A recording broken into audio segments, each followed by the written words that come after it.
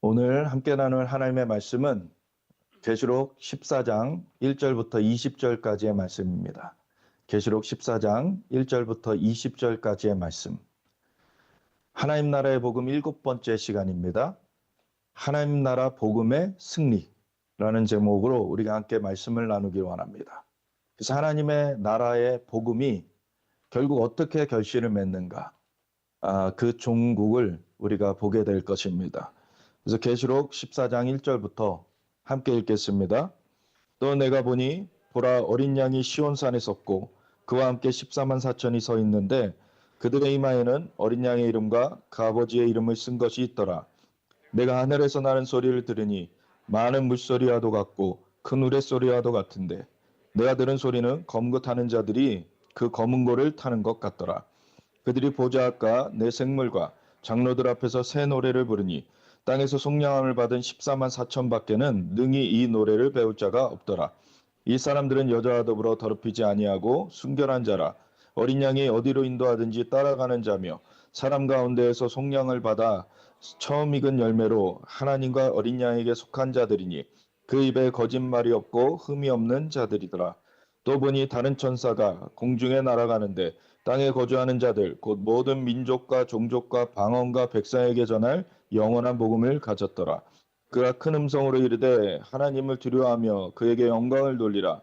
이는 그의 심판의 시간이 이르렀음이니 하늘과 땅과 바다와 물들의 근원을 만드신 이를 경배하라 하더라. 또 다른 천사가 곧 둘째가 그 뒤를 따라 말하되 무너졌도다 무너졌도다 큰 성 바벨론이여 모든 나라에게 그의 음행으로 말미암아 진노의 포도주를 먹이던 자로다 하더라. 또 다른 천사 곧 셋째가 그들을 따라 큰 음성으로 이르되 만일 누구든지 짐승과 그의 우상에게 경배하고 이마에나 손에 표를 받으면 그도 하나님의 진노의 포도주를 마시리니 그 진노의 잔에 섞인 것이 없이 부은 포도주라. 거룩한 천사들 앞과 어린 양 앞에서 불과 유황으로 고난을 받으리니 그 고난의 연기가 세세토록 올라가리로다. 짐승과 그의 우상에게 경배하고 그의 이름표를 받는 자는 누구든지 밤낮 쉼을 얻지 못하리라 하더라. 성도들의 인내가 여기 있나니 그들은 하나님의 계명과 예수에 대한 믿음을 지키는 자니라. 또 내가 들으니 하늘에서 음성이 나서 이르되 기록하라. 지금 이후로 주 안에서 죽는 자들은 복이 있도다 하시매 성령이 이르시되 그러하다. 그들이 수고를 그치고 쉬리니 이는 그들의 행한 일이 따름이라 하시더라. 또 내가 보니 흰 구름이 있고 구름 위에 인자 같은 이가 앉으셨는데 그 머리에는 금 면류관이 있고 그 손에는 예리한 낫을 가졌더라. 또 다른 천사가 성전으로부터 나와 구름 위에 앉은 이를 향하여 큰 음성으로 외쳐 이르되 당신의 낫을 휘둘러 거두소서. 땅의 곡식이 다 익어 거둘 때가 이르렀음이니이다 하니 구름 위에 앉으신 이가 낫을 땅에 휘두르매 땅의 곡식이 거두어지니라. 또 다른 천사가 하늘에 있는 성전에서 나오는데 역시 예리한 낫을 가졌더라. 또 불을 다스리는 다른 천사가 제단으로부터 나와 예리한 낫 가진 자를 향하여 큰 음성으로 불러 이르되 내 예리한 낫을 휘둘러 땅의 포도송이를 거두라. 그 포도가 익었느니라 하더라.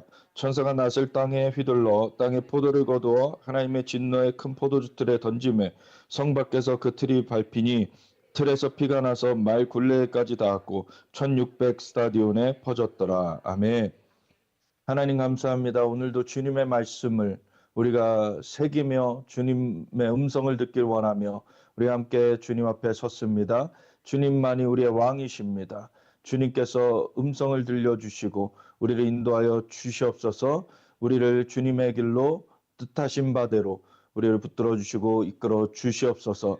감사드리며 예수 그리스도 예수와 마시 이름으로 기도드렸습니다. 아멘. 우리 계시록 14장을 보면은요. 영원한 복음의 얘기가 나와요. 영원한 복음을 세 천사가 선포를 하는데 첫 번째는 하나님께만 영광을 돌려라. 두 번째는 바벨론 무너진다. 세 번째는 그러니까 바벨론표 절대 받지 말라. 너무나 명확하죠. 너무나 명확한 거예요. 그래서 마지막 때 어떤 사람들이 자신이 하나님의 종이라 하면서 사실 표 받아도 아무 상관이 없다. 짐승의 표 받아도 나중에 뭐 취소할 수 있다. 이런 얘기를 한다 하더라도 거기에 넘어가면 절대 안 되는 것입니다. 하나님의 그 말씀대로 짐승의 표를 받으면은 영원히 불붙는 못에 던져져서 그냥 끝나버리는 거예요. 그거는 더 이상의 세컨 찬스, 또 다른 기회가 주어지지 않습니다. 왜냐면은 마지막 때 이 표의 시험은 짐승의 표를 가지고서 진짜 하나님을 믿는지 안 믿는지를 나누게 돼 있어요.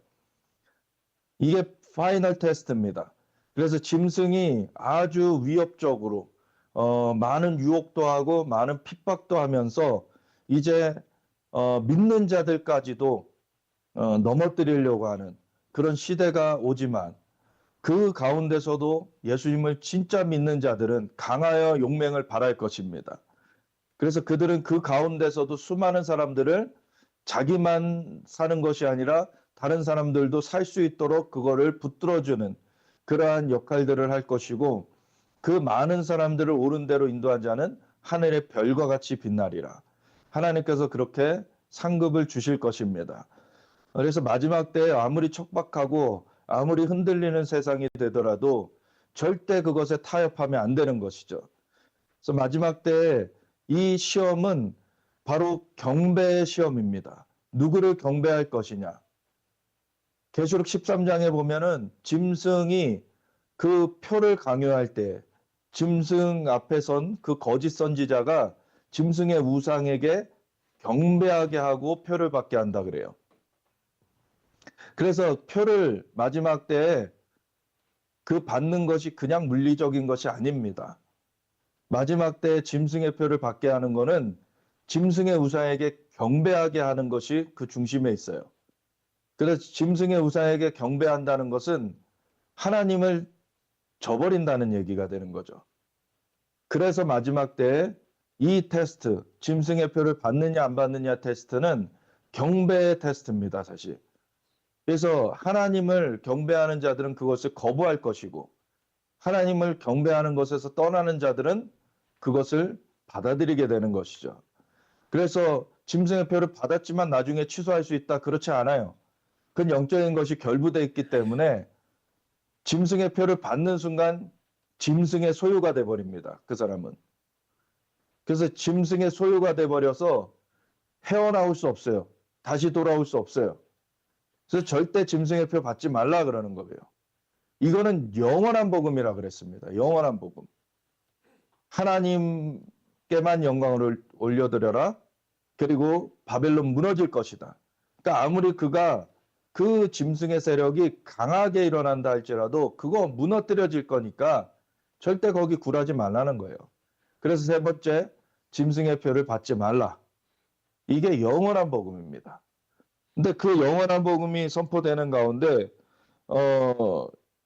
앞에는 14만 4천의 어린 양과 함께한 자들, 예수님과 함께한 14만 4천의 성도들이 이 하늘의 시온산에 있는 그 장면으로부터 이 계시록 14장이 시작이 돼요. 그리고 이 영원한 복음 후에는 바로 알곡을 거두는 추수가 있는가 하면 심판의 포도주 틀에 던지는 추수가 있어요. 그래서 영원한 복음 후에 이제 완전히 갈라지는 일이, 이제 완전히 이제 구분되는 일이 있게 된다라는 것을 분명하게 여기서 볼 수 있습니다.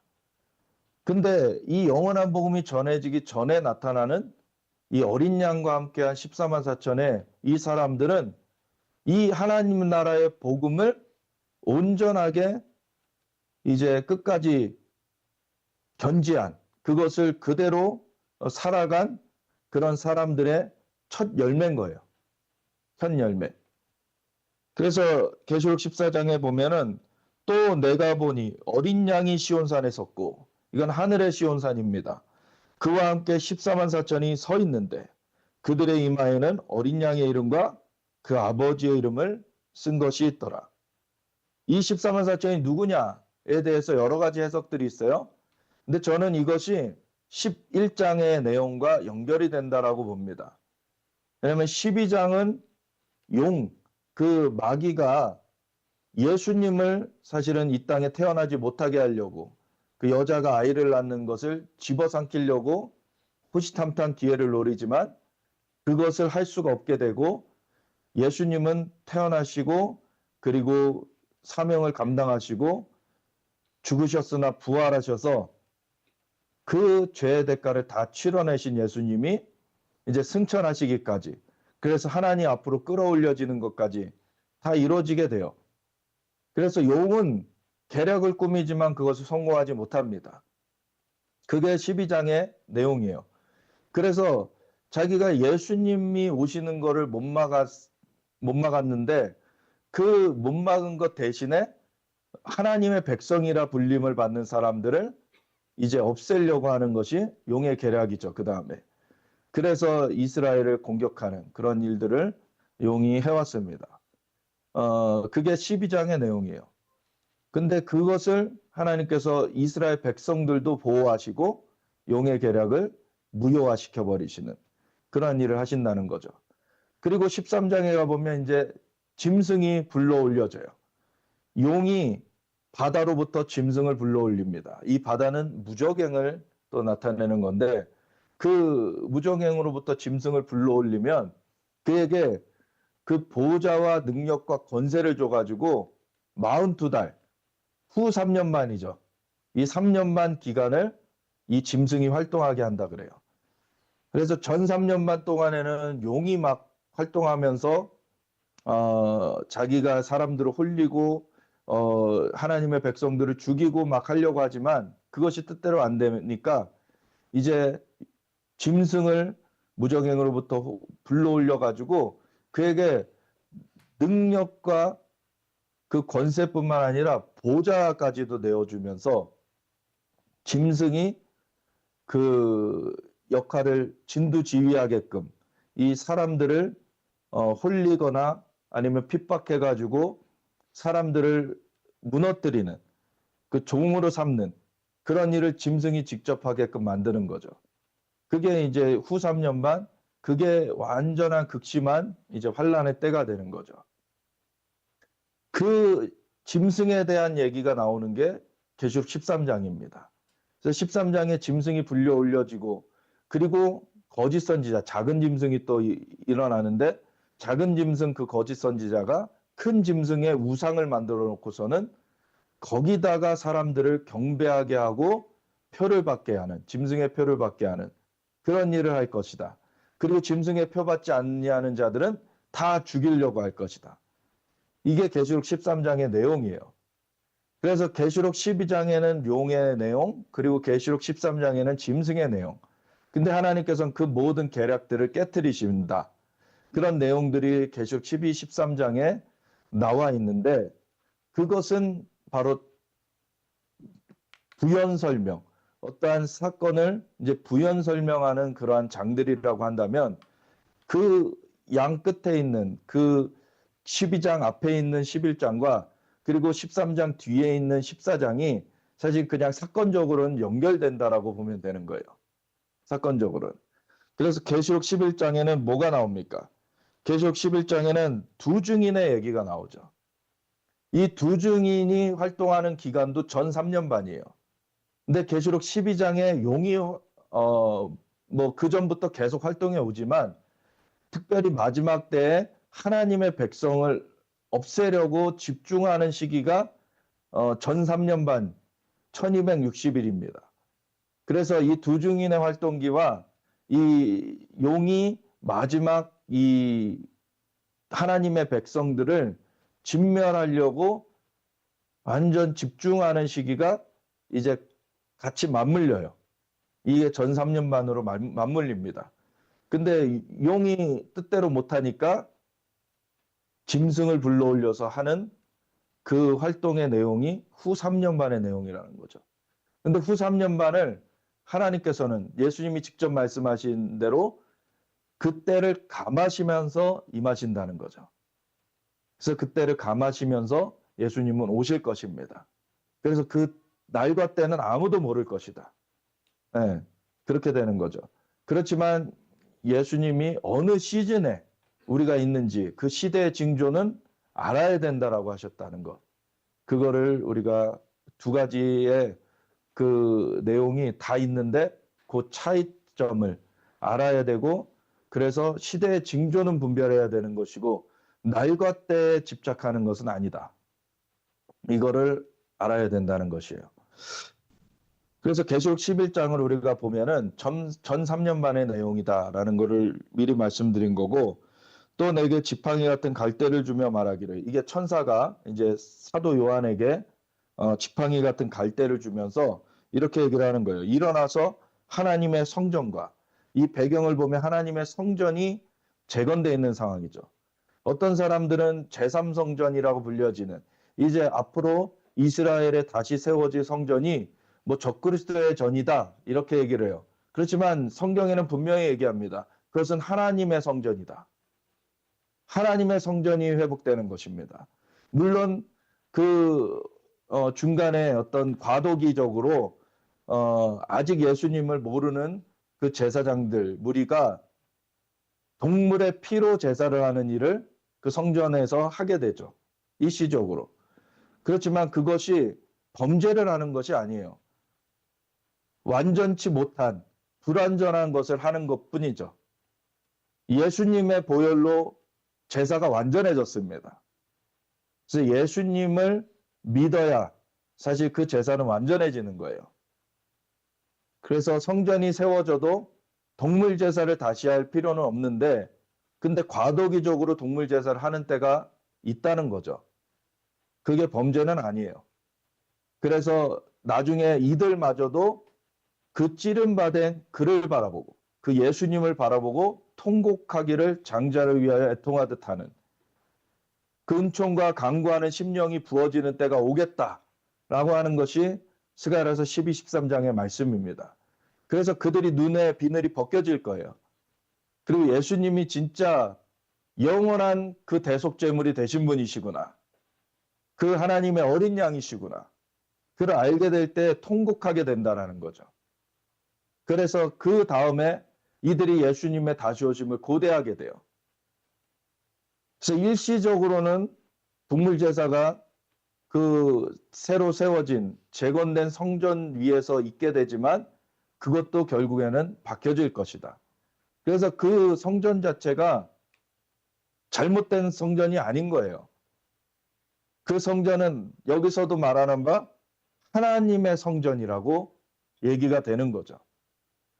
그래서 마지막 때 이스라엘의 성전이 재건되는 것은 합당한 것입니다. 왜냐하면 이스라엘의 그 성전의 문제는 그것도 경배의 문제예요.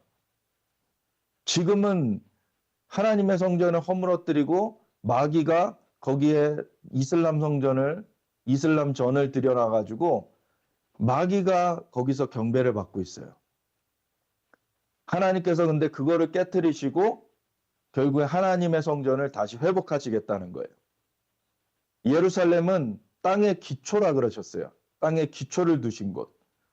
그래서 그곳에서 누가 경배를 받느냐가 이 땅에서 누가 경배를 받느냐의 핵심인 거예요, 사실은. 그래서 예루살렘을 둘러싼 전쟁이 계속 있는 것입니다. 예루살렘이 땅의 기초가 되었기 때문에. 그래서 다윗을 하나님께서 너무나 귀하게 하나님 계속해서 보신 것은 이스라엘이 그 출애굽해가지고 약속의 땅을 들어가서 이제 지파별로 그 분깃을 이제 점령해 나갔는데, 근데 사실 다윗 시대 전까지는 그 예루살렘 성전산을 차지하지 못했었어요. 근데 다윗의 시대에 그 예루살렘을 차지했고, 그리고 거기에 그 다윗 시대의 성전을 짓지는 못했지만 그 성전 터를 다윗이 마련했습니다. 그리고 성전을 지을 수 있는 모든 그 재료들을 다윗이 다 준비했어요. 그리고 사실 성전의 그 건축이 중요한 것보다도 예배가 중요한 것이었는데 그 예배를 세운 사람이 다윗이었어요. 그래서 다윗의 장막을 하나님께서 회복하시겠다고 하시는 거죠. 그 예배를 다시 회복하시겠다는 거예요. 그래서 껍데기가 다시 세워지는 것이 핵심이 아니라 그것도 따라서 이루어지지만 중요한 거는 그 속에 예배가 회복된다는 거예요. 예배가. 그래서 하나님께서 마지막 때 예배를 회복하는 가장 강력한 사인 중에 하나가 이 이스라엘이 회복되는 것, 그 중에서 또 예루살렘이 회복되는 것, 또 그 안에 성전이 회복되는 것. 이것이 가장 강력한 예배 회복의 사인 중에 하나입니다. 그래서 무너진 다윗의 장막을 일으키시겠다 하신 대로 주님이 일으키시는 거예요. 그래서 이 천사가 사도 요한에게 지팡이 갈 때 갈대를 주면서 일어나서 하나님의 성전과 제단과 그 앞에서 경배하는 자들을 측량해라. 이렇게 돼 있죠. 그러니까 성전이고 저는 하나님의 성전이고 그리고 거기에 제단도 하나님 앞에 드려지는 제단인 거고 그리고 그 앞에서 경배하는 자들이 있다라는 얘기를 해요. 이게 여기에는 나오진 않아요. 그 누군지. 근데 이것이 또 7장과 연결된다라고 보는 거예요. 그래서 7장과 이 11장과 14장이 연결되는데 이 경배하는 자들이라고만 표현된 자들이 바로 7장에서 나오는 이스라엘 각 지파 중에 12,000명씩 14만 4천 명, 12지파 14만 4천 명을 하나님께서 마지막 때에 하나님의 종으로 인치실 것이다 라고 말씀하시죠. 그렇다고 이방에서는 하나님의 종이 안 세워지냐? 그게 아니라 그 뒤에 이스라엘의 14만 4천이 있는 것 뒤에 보면은 각 나라와 족속과 백성과 방언에서 흰 옷을 입은 셀 수 없는 허다한 무리가 있다라고 얘기를 해요. 그래서 이 14만 4천이 이스라엘이라고 해서 이방에는 없다는 얘기가 아닙니다. 근데 이스라엘은 예표의 민족이에요.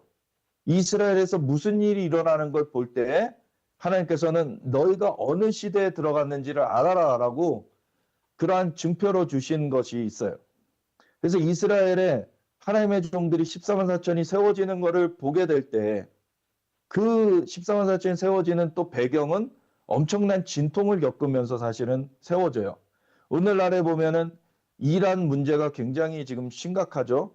이란은 그 전에 그 핵기지가 공습을 받아서 이렇게 좀 주춤했지만 다시 그것을 재건하면서 이스라엘을 없애려고 하고 있어요, 계속.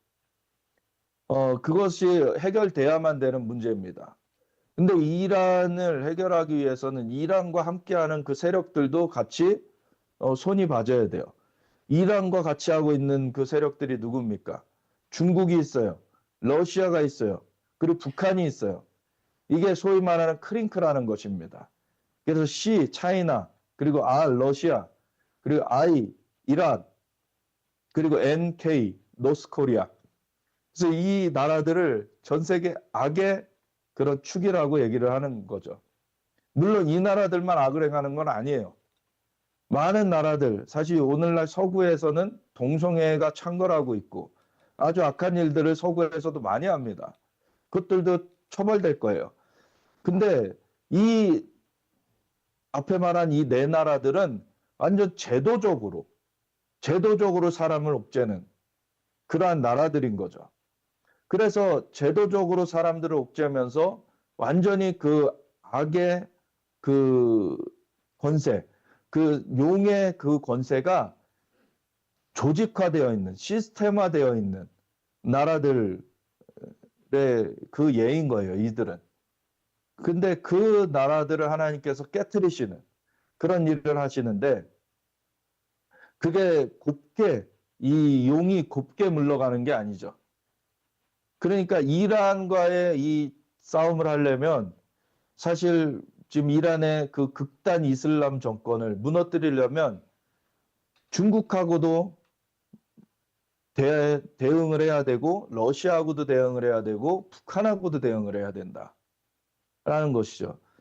근데 보면은 에스겔 38장에 러시아가 거기서 큰형님 노릇하면서 이들을 이끌고 거기에는 또 터키까지 껴있죠. 그래서 터키까지 껴가지고 같이 이끌고 이스라엘을 치러 올 것이다. 그렇지만 하나님께서 그것을 깨트리시고 하나님의 하나님 되심을 나타내실 것이다. 그럴 때 수많은 갇혀있는 중동의 영혼들도 하나님께로 돌아오는 계기가 돼요. 그게. 그리고 온 열방에서도. 그래서 그러한 가운데 엄청난 추수, 영혼 구원이 이루어져 갈 것이기 때문에 이스라엘에서도 수많은 하나님의 종들이 세워져야 되는 겁니다. 그래서 14만 4천의 하나님의 종들이 이스라엘에 세워지고 열방엔 또 허다한 무리에 흰옷 입은 자들이 세워지는 그러한 때가 되는 거죠. 그래서 그때에서야 부랴부랴 준비되는 것이 아니라 준비되어 왔던 사람들이 그때 엄청난 하나님의 영광이 이제 나타나는 그런 것들을 수종들게 되는 것입니다. 그래서 그 일이 이루어지는 그것에 있어서 핵심적으로 나오는 사람들이 14만 4천의 이스라엘의 하나님의 종들이에요. 그들은 이 계시록 11장에 나타나는 경배하는 자들과 연결이 된다는 것입니다. 왜냐하면 그 짐승이 불러 올려질 때 계시록 8장 9장에 보면 이제 나팔들 얘기가 나오죠. 그 중에서 9장에 5번째 나팔과 6번째 나팔 얘기가 나오는데 5번째 나팔이 불려지면은 하늘에 별 하나가 떨어져 가지고 그게 사탄이죠. 용이 떨어져 가지고 무정행을 연다고 돼 있어요. 무정행을 열어서 거기서 짐승을 불러 올리는데 그 짐승의 세력이 황충과 같은 그 똘마니들이 있고 걔네들이 막 나오고 그리고 그 짐승 그 가운데 왕이 있는데 그가 아바돈 혹은 아볼로온이다라고 나오죠. 근데 그 짐승의 똘마니들이 무슨 일을 하냐면 그 황충과 같이 생긴 그 세력이 하나님의 표를 받지 아니한 자들만 5달 동안 괴롭힌다고 돼 있어요. 아주 꼬리를 쏘는 것이 아주 괴로운 그러한 일인데 그 5달 동안 괴롭히는데 근데 하나님의 인을 받지 아니한 사람만 괴롭힐 수가 있어요. 그래서 하나님의 인을 받지 못한 사람들 그 사람들은 광야로 도망하게 되는 것입니다. 근데 하나님의 인을 받은 사람들은 그 공격을 받질 않아요. 그러니까 그 하나님의 인을 받은 사람들은 이스라엘에서는 14만 4천이죠. 그들은 성전에 남아있게 됩니다. 그래서 그들이 여기에 계시록 11장에 경배하는 자들로 나오게 되는 것이죠. 그래서 하나님의 성전이 있고 제단이 있고 그 안에서 경배하는 자들이 여기 보여지는 거예요. 그 14만 4천의 대표가 바로 두중인입니다. 그래서 성전 바깥마당은 측량하지 말고 그냥 두라. 그래서 성전 바깥마당까지는 다 밟혀요. 그 짐승의 세력에 의해서. 그렇지만 그 바깥마당 말고 성전 안에는 14만 4천의 하나님의 사람들이 남아있게 된다는 거예요. 성전 바깥마당은 측량하지 말고 그냥 두라. 이것은 이방인에게 주었은즉. 여기서 말하는 이방인은 그 예수님을 안 믿는 그 사람들을 이제 말하게 되죠. 그래서 이방인에게 주었은즉 그들이 거룩한 성을 42달 동안 짓밟으리라. 그래서 42달 동안 짓밟는 일. 이거는 전 3년 반입니다. 같은 42달이라고 그래도 이 짐승이 완전 용의 보좌까지 이제 차지하고서 활동하는 그 후 3년 반과는 또 다른 기간이에요. 이건 전 3년 반입니다. 그때 내가 나의 두 증인에게 권세를 주리니 그들이 굵은 베옷을 입고 1260일을 예언하리라. 그래서 이 1260일이 3년 반이고 42달도 3년 반이고 이게 다 두 증인이 활동하는 전 3년 반 그 기간 동안에 얘기를 하는 거예요. 그래서 성전에서는 두 증인이 3년만 동안은 막 하나님의 말씀을 증언을 해요. 하나님의 메시지를 막 선포를 해요. 그리고 죄 짓지 마라. 하나님께로 돌이켜라. 하나님만을 경배해라. 아까 우리가 보았던 그 영원한 복음처럼 하나님께만 영광을 올려드려라. 그리고 바벨론은 무너질 거다. 그리고 그러니까 표받지 말아라. 바벨론 표받으면은 불붙는 못에 던져져서 영원히 밤낮 괴로움을 받게 되기 때문에 절대 그 바벨론 표 받지 말아라. 이런 얘기를 이 두 증인이 계속 하게 돼요. 계속 선포하게 되니까 죄를 짓기를 좋아하는 사람들, 그 죄에서 떠나기를 원치 않는 사람들은 이 두 증인을 너무 싫어하는 거예요. 이 두 증인.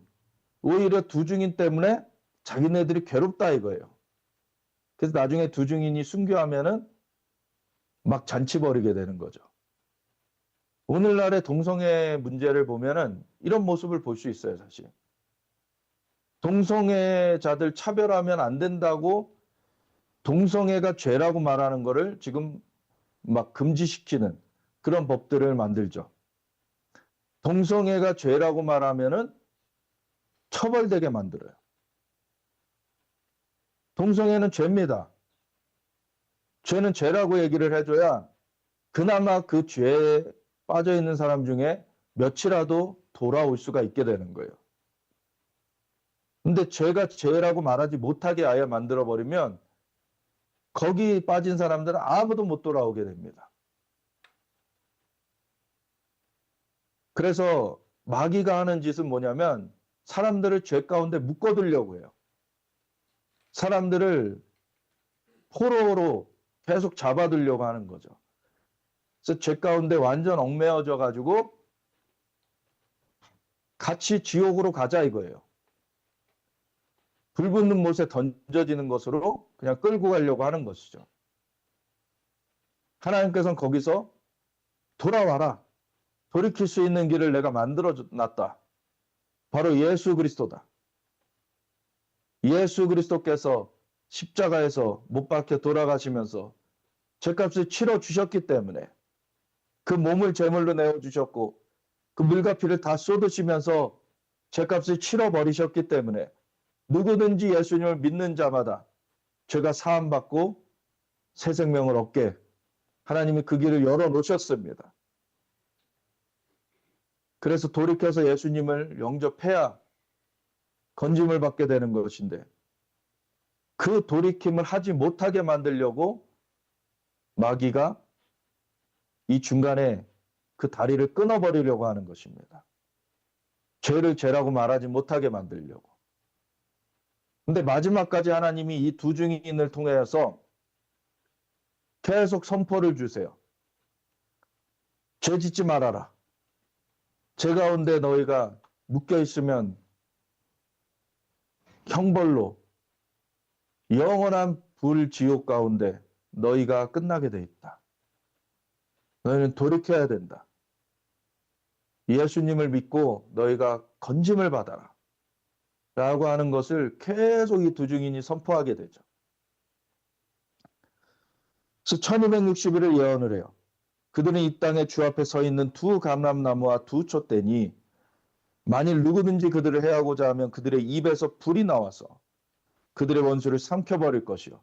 그래서 두 증인이 증언하는 동안에는 이들을 건드릴 수가 없어요. 방해할 수가 없어요. 이 두 증인에게 3년만 동안 하나님께서 권세를 주시고 활동하시는 기간을 딱 세팅해 놓으셨기 때문에 그거는 전 세계에 선포되는 이 마지막 복음의 선포입니다. 이것을 누구든지 다 들을 수 있도록 하나님 마지막까지 기회를 주시는 거예요. 누구든지 그들을 해하고자 하면 반드시 그와 같이 죽임을 당하리라.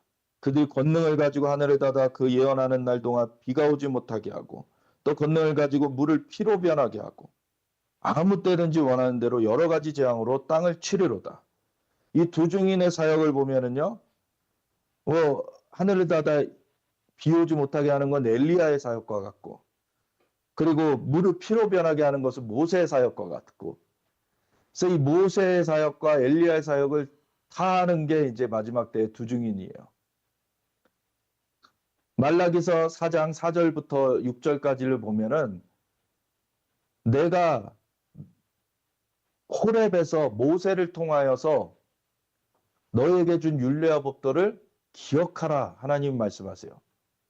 그래서 모세를 언급을 하시고 그리고 마지막 때에 엘리야를 너에게 보낼 것이다. 그가 아비들의 마음을 자녀에게로, 자녀들의 마음을 아비에게로 돌이키게 할 것이다. 그래서 돌이킴을 선포하게 되는 그러한 역사. 그래서 모세를 통하여 주신 그 법도, 그 율례와 법도는 그거는 폐기되지 않았습니다. 물론 그것을 이루는 그 제사의 법도나 이런 것들은 예수님으로 말미암아 완성되었기 때문에 다시 제사가 필요하지 않아요. 예수님을 믿으면 되는 거예요. 예. 근데 그 하나님을 경배해야 된다는 것. 그 십계명, 대표적인 게 십계명이죠. 그래서 나는 너희 하나님이니 나 외에는 다른 신을 내게 두지 말지니라. 1계명이에요. 그리고 우상을 만들지 말라. 그리고 내 이름을 망령되이 일컫지 말아라. 이 하나님과의 관계에 있어서의. 그리고 네 번째 계명 안식일을 거룩히 지켜라. 하나님과의 만남을 소중히 여겨라는 거예요. 그게 하나님과의 관계에 대한 거고. 그리고 다섯 번째 계명부터는 부모를 공경해라. 살인하지 말라. 간음하지 말라. 도적질하지 말라. 거짓 증언하지 말아라. 남의 것을 탐내지 말아라. 이러한 것은 이웃과의 관계에 대한 그런 말씀이죠. 그래서 예수님께서 그 선지자, 율법과 선지자의 모든 광령을 하나님을 내 마음과 뜻과 힘과 정성을 다해 사랑하라 하는 그것이 크고 첫째 되는 계명이고, 그리고 둘째는 그와 같으니 내 이웃을 내 몸과 같이 사랑하라 하는 이것입니다. 그렇게 딱 정리를 해주셨죠. 이 법도는 영원한 거예요, 사실. 영원한 겁니다. 그런 가운데 이것을 이룰 수 있는 것은 율법주의로 이룰 수 있는 것이 아닌 것이죠.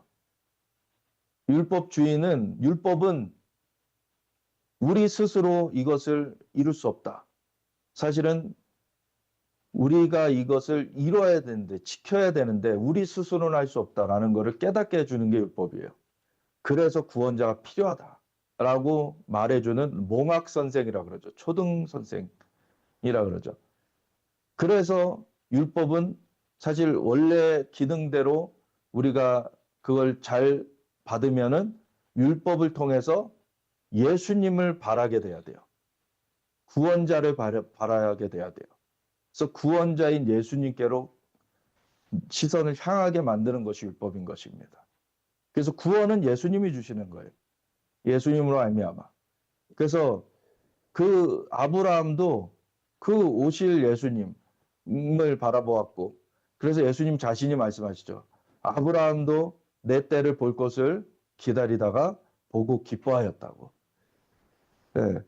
그래서 이 하나님을 믿었다라고 하는 것이 바로 그 하나님의 구원, 그 예수님을 통한 그 구원을 사실은 받아들이게 된 그것이 바로 창세기 22장에 아브라함이 이삭을 바치려고 하나님께 바치려고 했는데 하나님께서 그걸 막으시고서는 그 옆에 대신 그 수풀에 그 뿌리 걸린 양을 발견케 하셔서 그것을 대신 하나님께서 제물을 드리게 하심으로 하나님께서 그 산에서 친히 준비하실 것이다.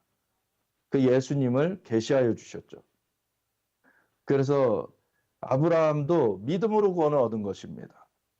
그래서 아브라함보다도 400년 이상 뒤에 있는 모세를 통하여 주신 율법이 그 믿음의 법도를 바꾸지 않는다고 갈라디아서에서 분명히 얘기하는 거죠.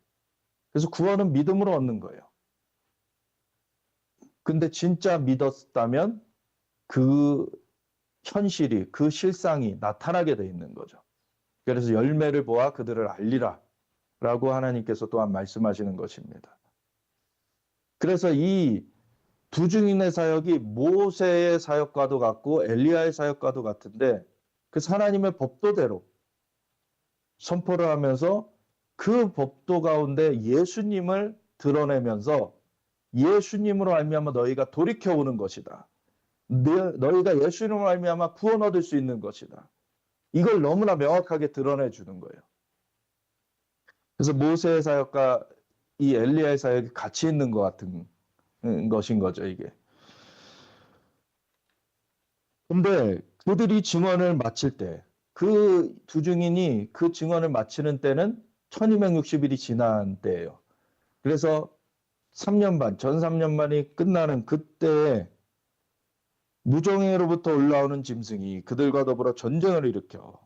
이거는 우리 한국어로는 이 시점을 구분하는 게 쉽진 않은데 이 증언을 마치는 그때가 전쟁이 일어나는 때인 거예요. 전쟁이 일어나는 때. 근데 이 전쟁을 일으키는 짐승이 무정행으로부터 올라온다라고 수식이 됐죠. 무정행으로부터 올라오는 때는 그때가 아니에요. 그보다 더 전입니다. 그래서 왜냐하면 이 전쟁이 일어나는 때는 계시록 9장에 보면 6번째 나팔이 불려지면은 그 유프라테스 강에 이제 그 2억의 군대가 이제 풀려져 가지고 전 세계 인구의 3분의 1을 죽이려고 나아간다. 이렇게 돼 있어요. 그거는 오늘날의 시아파 이슬람, 종말 사상하고 똑같아요. 시아파 이슬람은 자기네들의 그 메시아, 자기네들의 그 다시 와가지고 자기네들을 메시아 그 이슬람 왕국으로 완전히 이제 평정해줄 그러한 존재를 기다리고 있는데 이 시아파 이슬람은 혈통적 계승을 주장하는 쪽인데 마호메트 이후에 혈통적 계승의 12번째 인물이 마흐디인데 그 마흐디가 어느 날 사라진 거를 이들은 그 마흐디가 승천했다라고 그렇게 꾸며요. 그리고 이 마흐디가 그래서 다시 올 것이다. 예수님의 재림을 사실은 빙자 이들이 그거를 따다가 자기네들 그 거짓을 거기다가 넣은 거죠. 그래서 예수님 진짜 되시는 예수님이 오시기 전에 이런 거짓을 하는 그런 세력이 되는 거예요, 이들이. 그래서 자기네들이 기다리는 그러한 이슬람의 그 통치자, 그 마흐디가 오면은 전 세계 인구의 3분의 1을 죽이면서 전 세계 인구의 3분의 1을 죽이면서 이슬람 세계로 전 세계를 평정할 것이다. 이렇게 믿고 있는 거예요. 그래서 이들은 핵 개발을 하는 게 단지 이스라엘만 겨냥한 것도 아니고요. 전 세계 인구의 3분의 1을 죽이려고 하는 게 있어요. 이 극단 시아파 이슬람 사상에는. 그래서 이게 너무 위험한 겁니다. 적그리스도의 사상인 거예요. 근데 그 전쟁이 벌어져요, 결국에. 전 세계 인구의 3분의 1을 죽이려고 2억의 군대가 풀려지는 2만만이라고 나와 있죠, 성경에는. 2억의 군대가 풀려지는 날이 와요. 그거는 6번째 나팔의 사건이다. 얘기를 드렸잖아요. 근데 그 앞서서 5번째 나팔에서 하늘의 별이 떨어져서 무저갱을 열어요. 그게 이제 용이 떨어져 가지고 무저갱을 열어서 짐승을 불러올리는 건데 그거는 5번째 나팔 얘기입니다. 그리고 최소한 5번째 나팔과 6번째 나팔 사이에 5달은 있어요.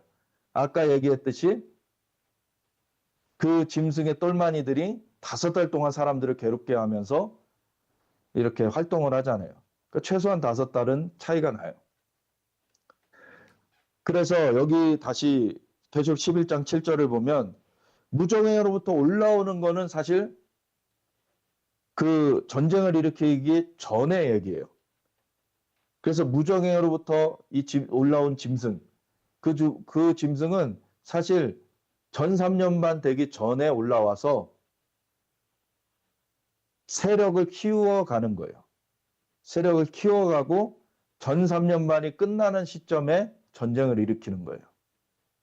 그때 2억의 군대를 풀어내는 거죠. 그래서 이 적그리스도의 진영도 전 3년반 동안의 준비가 되는 거예요. 근데 다른 한쪽에서는 이 하나님의 성전에서 두 증인으로 대표되는 그 14만 4천의 활동이 있고 그리고 열방에서도 각 나라와 백성과 족속과 방언 가운데 하나님을 따르는 흰옷 입은 허다한 무리들이 있을 것이다. 우리도 그 가운데 있을 것입니다. 그래서 그 위치를 놓치면 안 돼요. 우리는 마지막 때 이 적그리스도의 세력과 결전을 치러야 됩니다. 두 진영이 나눠져 있게 돼요. 사람들이 이제 구분되게 됩니다. 진짜 구원 얻은 백성들은 하나님의 어린 양, 예수님의 군대로서 이제 끝까지 믿음을 지키게 되는 것이고, 그렇지 않은 사람들은 떨궈져 가지고 이제 마귀의 그 능력과 보좌와 권세를 받은 이 짐승의 세력에 사로잡혀 가지고 짐승의 표를 받고 거기에서 그냥 지옥으로 끝나버리는, 그게 돼버리는 거죠. 이 짐승의 세력이 두 증인을 전 3년만이 끝나면은 이제 죽이게 되는데, 그래서 짐승이 그들과 더불어 전쟁을 일으켜 그들을 이기고 그들을 죽일 터인즉 그들의 시체가 큰 성길에 있으리니 이 성은, 그 성은 영적으로 하면 소돔이라고도 하고 애굽이라고도 하니 곧 그들의 주께서 십자가에 못 박히신 곳이라. 사실 이 뒤에 이 표현 때문에 이 주께서 십자가에 못 박히신 곳은 분명히 예루살렘이잖아요. 그렇기 때문에 이 예루살렘의 마지막 때에 세워진 성전도 이제 그 적그리스도의 전이다 막 이렇게 얘기를 하기도 하는데 그건 아니죠. 적그리스도가 침탈을 하는 거죠. 잠깐. 예, 침탈을 하는 거죠. 그래서 성전 주변의 뜰까지는 이제 마당까지는 적그리스도의 세력이 이미 이제 들어와 있어요. 들어와 있는데 성전에서는 저항군이 있듯이 이 두 증인과 14만 4천에 그 저항군이 성전 안에 있게 되는 거죠. 그래서 1260일 전 3년만 동안에는 이 성전을 이 적그리스도의 세력이 함락하지 못하고 그 밖에서만 이제 활동을 하게 돼요. 그 전 3년만 동안에 두 증인이 증언하는 것을 아무도 못 막습니다.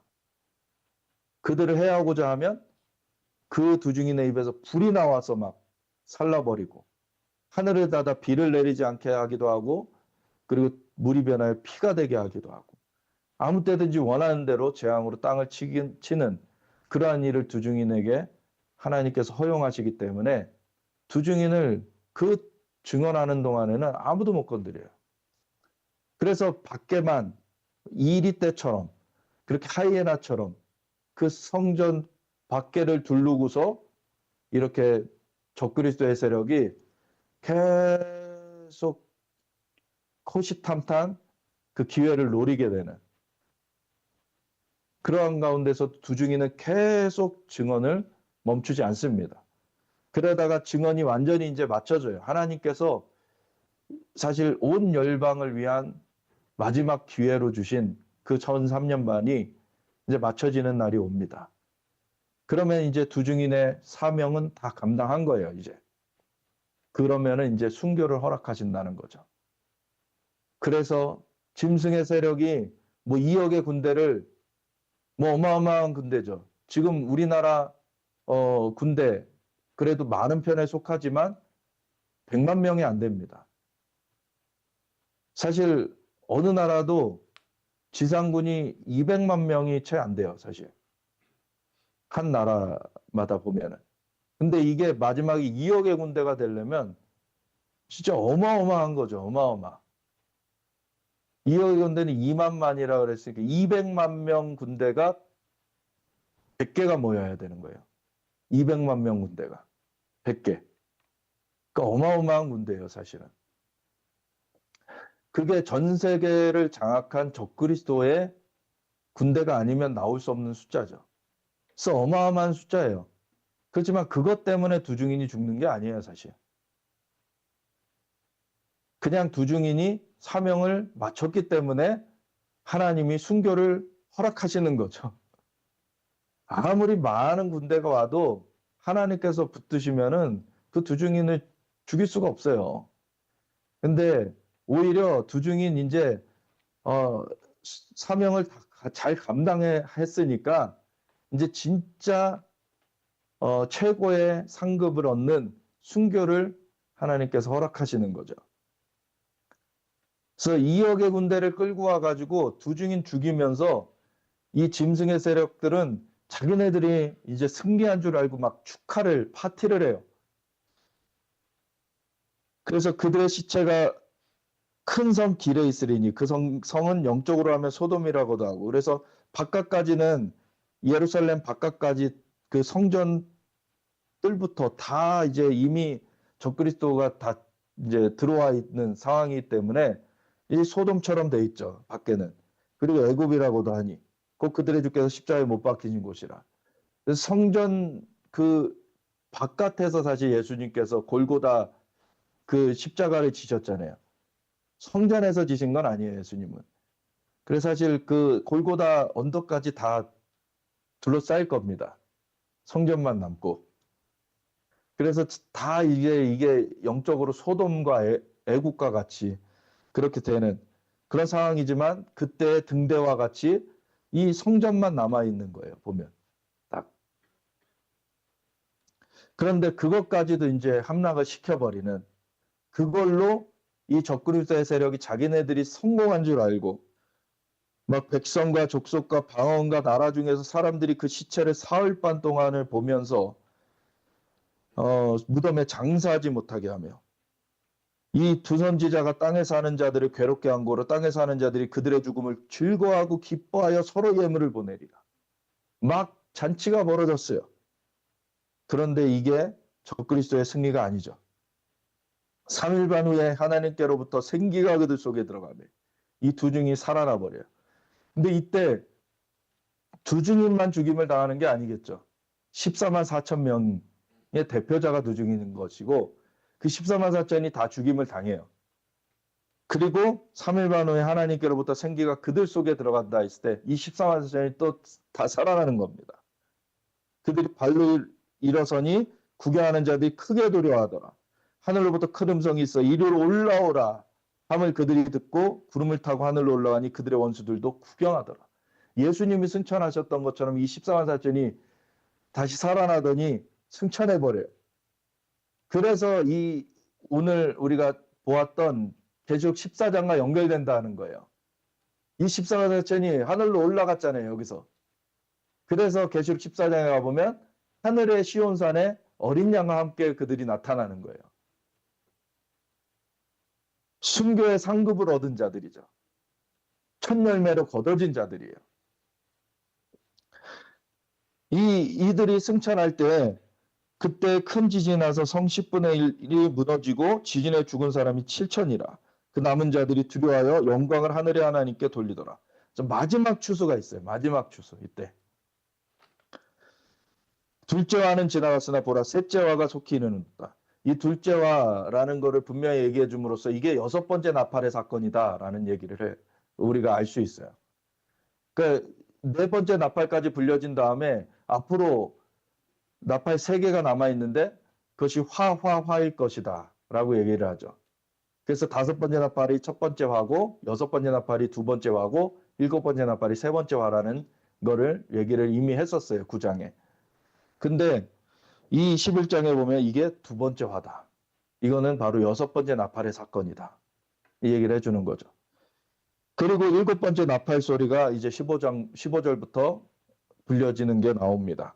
그래서 7째 천사가 나팔을 불매 하늘에 큰 음성들이 나서 이르되 세상 나라가 우리 주와 그의 그리스도의 나라가 되어 그가 세세토록 왕노릇 하시리로다. 예수님 다시 오실 것에 대한 선포가 이루어져요. 이제.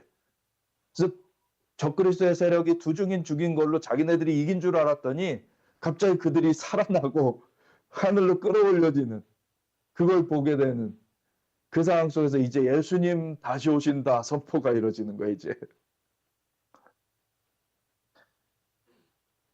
하나님 앞에서 자기 보좌에 앉아있던 24장로가 엎드려 얼굴을 땅에 대고 하나님께 경배하여 이르되 감사옵나니 옛적부터 계셨고 지금도 계신 주 하나님 곧 전능하신 이여 친히 큰 권능을 잡으시고 왕노릇하시도다.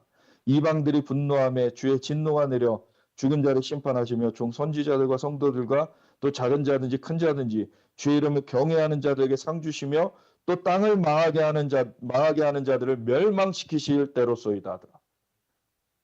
예수님은 심판주로 다시 오십니다. 예수님을 대적하는 그 세력들을 이제 밟으시면서 이제 예수님 다시 오실 거예요. 근데 그 다시 오시기 전에 이미 충분한 기회를 주시는 거예요. 두 증인이 3년 반 동안 그냥 주구장창 복음을 선포하게 하세요. 그건 하나님 나라의 복음입니다. 주님이 통치하신다. 하나님께로 돌아와라. 예수님이 우리의 구원주 되시고 왕이 되신다. 주님께로 돌아와서 건짐을 받아라. 주님의 다시 오심을 준비해라. 주님과 함께 영원한 그 생명을 누려라. 주님 하나님 나라의 복음을 선포하는 거죠. 그래서 주님의 심판이 이루어지는 그 선포가 있고, 이에 하늘에 하나님의 성전이 열리니 성전 안에 하나님의 언약궤가 보이며 또 번개들과 음성들과 우레와 지진과 큰 우박이 있더라 라고 하나님의 성전 얘기가 나와요. 하늘에. 그리고 중간에 12, 13장이 껴있는데 그걸 건너뛰어서 14장으로 가보면 그 하늘의 성전 얘기와 연결이 되는 거죠. 그래서 또 내가 보니 보라, 어린 양이 시온산에 섰고 그와 함께 14만 사천이 서 있는데 그들이 이마에는 어린 양의 이름과 그 아버지의 이름을 쓴 것이 있더라. 그 14만 사천이 하늘에 있어요. 이제 성전에. 하늘의 성전에. 이 땅의 성전을 지키던 자들인데 이제 하늘의 성전에 있게 된 거예요. 보면. 내가 하늘에서 나는 소리를 들으니 많은 물소리와도 같고 큰 우레소리와도 같은데 내가 들은 소리는 검은 고 타는 자들이 그 검은 고를 타는 것 같더라. 그들이 보좌관의 생물과 장로들 앞에서 새 노래를 부르니 완전히 속량함을 받았기 때문에 이제 땅에서 속량함을 받은 14만 4천 밖에는 능히 이 노래를 배울 자가 없더라. 이 사람들은 여자와 더불어 더럽히지 아니하고 순결한 자라. 어린 양이 어디로 인도하든지 따라가는 자며 이 어린 양 예수님이 우리의 왕이십니다. 주님이 이끄시는 대로 우리는 나아가는 거예요. 그러한 믿음이 있는 자들이 끝까지 승리하는 것입니다. 속량을 받아 처음 익은 열매로 하나님과 어린 양에게 속한 자들이니 그 입에 거짓말이 없고 흠이 없는 자들이다. 거짓말을 안 하는 것. 이거 굉장히 중요합니다. 거짓의 아비는 마귀잖아요. 그래서 거짓을 말하게 되면 마귀에게 사실 속하게 돼버려요. 우리는 거짓을 말하면 안 됩니다. 하나님은 진실하십니다. 우리 흠이 없게 우리를 보존하시기 원하십니다.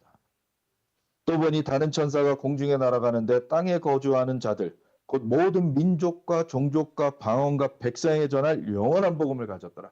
이제 판결이 땅땅땅 내려지는 것 같은 거예요. 이제는 이미 두 증인의 3년 반 증언이 있었어요.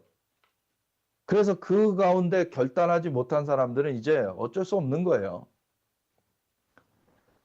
마지막이 선포, 어떻게 그러면 처리가 될 것인지. 그가 큰 음성으로 이르되 하나님을 두려워하며 그에게 영광을 돌리라.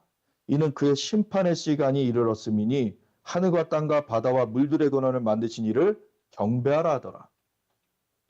이 첫 번째 선포고, 또 다른 천사 곧 둘째가 그들을 따라 말하되 무너졌도다 무너졌도다 큰 성 바벨론이여 모든 나라에게 그의 음행으로 말미암아 진노의 포도주를 먹이던 자로다 하더라. 그래서 진노의 포도주, 이 죄악을 막 퍼뜨리고 이런 반역의 세력으로 그렇게 하던 바벨론 이제 완전 박살나 버리는 겁니다. 또 다른 천사 곧 셋째가 그들을 따라 큰 음성으로 이르되 만일 누구든지 짐승과 그의 우상에 경배하고 이마에나 손에 표를 받으면 그도 하나님의 진노의 포도주를 마시리니 그 진노의 잔에 섞인 것이 없이 부은 포도주라. 거룩한 천사들 앞과 어린 양 앞에서 불과 유황으로 고난을 받으리니 그 고난의 연기가 세세토록 올라가리로다. 짐승과 그의 우상에 경배하고 그의 이름표를 받는 자는 누구든지 밤낮 쉼을 얻지 못하리라다. 아멘. 그래서 이게 영원한 복음입니다. 여러분 마지막에 타협하면 안 돼요. 절대. 오직 예수님만을 믿고 따라야 되는 것입니다. 절대 짐승과 타협하면 안 되는 것입니다. 성도들의 인내가 여기 있나니 그들은 하나님의 계명과 이게 모세를 통해 너에게 준 율례와 법도를 기억하라 하신 것대로 그리고 예수에 대한 믿음을 지키는 자니라. 예수님이 우리를 하나님께로 이끄셨죠. 그 외에는 다른 구원의 길이 없어요. 우리 예수님만이 구원의 길이요 진리요 생명 되십니다. 또 내가 들으니 하늘에서 음성이 나서 이르되 기록하라. 지금 이후로 주 안에서 죽는 자들은 복이 있도다 하시매 성령이 이르시되 그러하다. 그들이 수고를 그치고 쉬리니 이는 그들의 행한 일이 따름이라 하시더라. 이 마지막 칭찬받는 자리에 우리가 있길 원합니다. 목숨을 아끼지 말고 우리가 죽기까지 하나님을 따르게 될 때 우리는 죽어도 살게 됩니다. 영원한 생명을 누리게 됩니다. 하나님은 만물을 창조하신 분이세요. 생명을 부여하신 분이세요.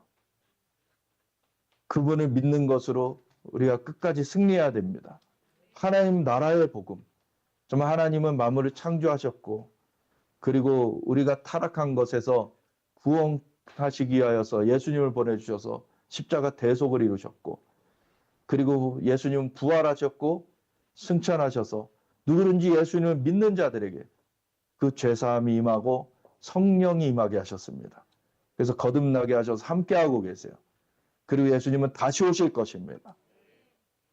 심판의 주로 반역의 세력을 청산하시고 온 열방을 통치하실 것이요. 세상 나라가 주와 그의 그리스도의 나라가 되어 그가 세세토록 왕노릇 하실 것입니다. 우리가 주님을 바라보며 끝까지 나아가야 돼요.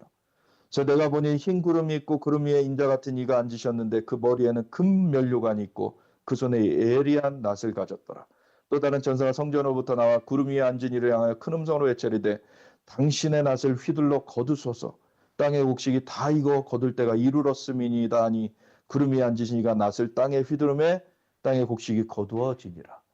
예수님 다시 오실 때 천사들을 온 열방에 파송하셔서 구원 얻은 백성들을 공중으로 끌어올리신다 그러셨죠. 이게 이 곡식들을 알곡들을 이제 거두시는 거예요. 그래서 알곡들이 먼저 걷어지고 그러고 나면 이 아래 반역의 세력들은 포도주 틀에 던져지는 심판이 이루어지게 되죠. 우리가 어디에 있을 것입니까? 마지막까지 우리는 하나님 나라의 복음으로 승리해야 됩니다. 오직 주님이 우리의 왕이 되신다. 우리 그 충성을 결코 저버리면 안 되는 것입니다.